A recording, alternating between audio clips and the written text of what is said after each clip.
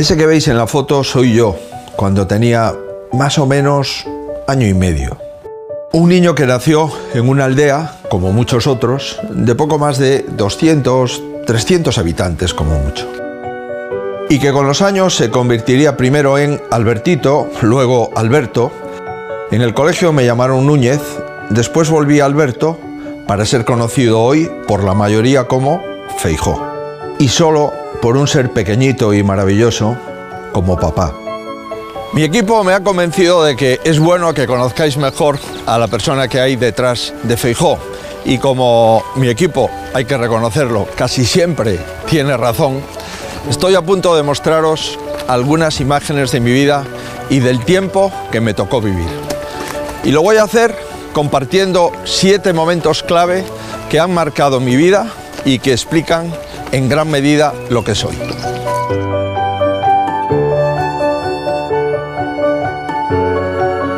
Mi vida empezó como la de muchos niños de las aldeas de mi generación. Me lo pasaba bien jugando en las calles del pueblo, en los ríos, en los puentes y, por supuesto, ayudando en la tienda de la abuela. Era un niño feliz. Recuerdo el día que vi aquella maleta sobre la cama. Supe enseguida que suponía que una etapa se acababa. Y sobre todo, me acuerdo cuando subí al tren y vi cómo mi pueblo se alejaba y se hacía cada vez más pequeño y lo cambiaba por un internado lleno de gente a la que no conocía. Hoy pienso que la humildad es una bendición, pero en aquel momento pensaba que era algo que se atravesaba en mi vida. El hecho de ser humildes y tener que irme a estudiar a otros sitios me causó dolor. La verdad es que me quedé hecho polvo. Fue la primera vez que me dijo una frase que tantas veces había oído de mis abuelos y de mis padres. Haz las cosas bien, sé serio y piensa en los demás. Pensaba que si hacía las cosas bien y era responsable, volvería a mi pueblo y todo volvería a ser como antes. Pero eso no sucedió.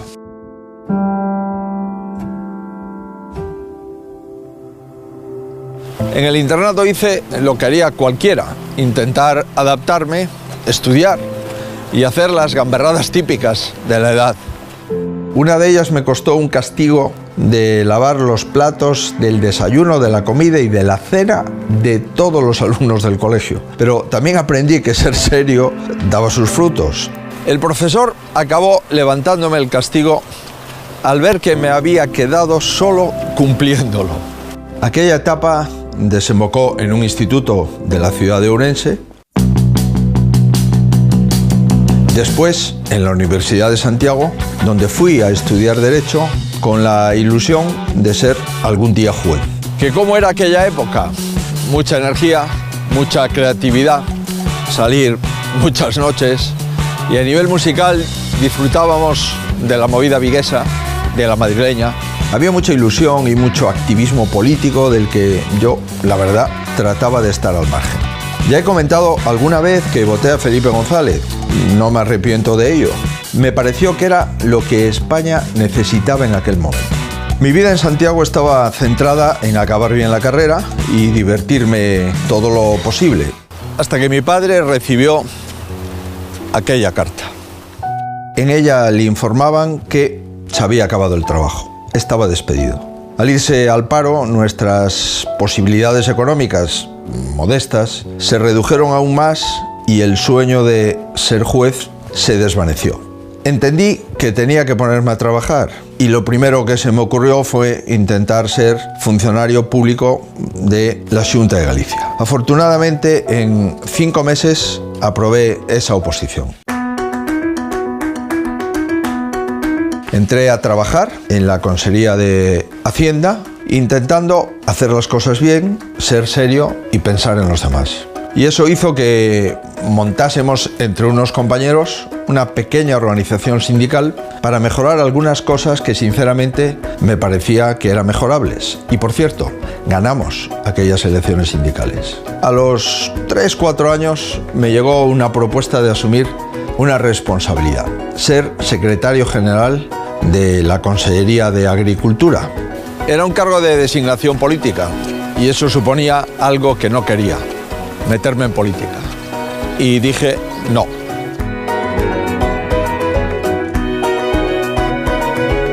A los 2 meses, ante la insistencia de la persona que me lo había propuesto y viendo que milagrosamente el puesto todavía estaba vacante, dije sí.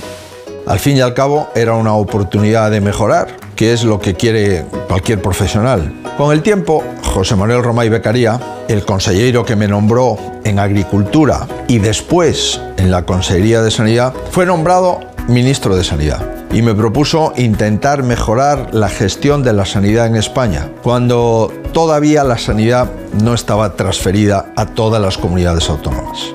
Creo que entre todos hicimos un gran trabajo. Los médicos, la enfermería, el conjunto del personal sanitario, gestores, los sindicatos. En esa época aprendí que hace falta el compromiso de todos para conseguir los objetivos. Y lo confirmé cuando me ofrecieron la presidencia de Correos, la empresa pública más grande de España en aquel momento, la compañía de todos, con el reto de modernizarla, de hacerla viable y de que pudiésemos seguir pagando la nómina a más de 60.000 personas que trabajaban en Correos. Recuerdo las primeras reuniones tensas con los líderes sindicales. Hoy puedo contar a aquellos representantes sindicales como mis amigos. Esa época me descubrió la importancia real y social de la gestión pública. La mayoría de la gente está en política con buenas intenciones, pero en algunos casos no saben cómo llevarlas a cabo.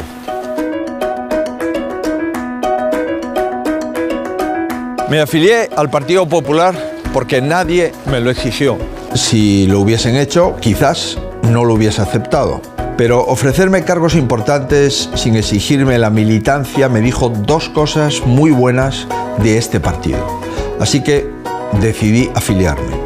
Volví a la Xunta de Galicia y me hice cargo de la Consellería de Obras Públicas, Urbanismo y Vivienda. Y apliqué la misma fórmula: intentar hacer las cosas bien, ser serio y pensar en la gente. Pero para mí el momento en que realmente entré en política no fue el día que me afilié al partido. Con motivo de mis primeras elecciones tomé la decisión de recorrer mi tierra pueblo a pueblo y todas las aldeas que fuesen posibles para estar al tanto de la realidad de la gente a la que quería representar. Quería que nos conociésemos, que nos mirásemos a la cara, que nos diésemos la mano, decirles siempre pensaré en vosotros y que me transmitiesen cuáles eran sus inquietudes, sus ilusiones. Y vi todas aquellas miradas. Aquello me cambió. La frase que me decía mi madre, piensa en los demás, cobró otro sentido. Supe que gracias a esas personas templadas, humildes, tolerantes, que cada día se levantan para sacar su vida adelante, su familia adelante, su país adelante, gracias a ellas prosperamos todos y vivimos en paz. Esas personas no están en los extremos, ni van por la vida ofendiendo, saben convivir y nos enseñan que 2 no pelean si uno no quiere y que es más valiente el que más respeta. Esa gente humilde de pequeñas aldeas como la mía, o de pueblos más grandes, o de barrios de las ciudades, esa gente era mi gente y para mí es un orgullo ser uno de ellos.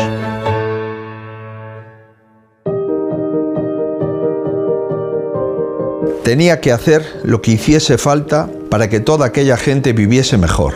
Y me absorbió de tal forma que durante casi 14 años era el 100% de mi vida. Y eso los gallegos me lo recompensaron con 4 mayorías absolutas, que nunca podré agradecer lo suficiente. Pero me faltaba algo, y la vida me lo dio, encontrando a la madre de mi hijo, el pequeño Alberto. Cuando crezca, volveré con él por mi pueblo. Le enseñaré de dónde venimos, dónde estaba la tienda de su bisabuela, la casa de sus abuelos, por dónde jugaba su padre. Solo sabiendo de dónde venimos, podemos saber a dónde vamos. Y sí, seguro que allí le diré lo mismo que me decían a mí. Haz las cosas bien, sé serio y piensa siempre en los demás.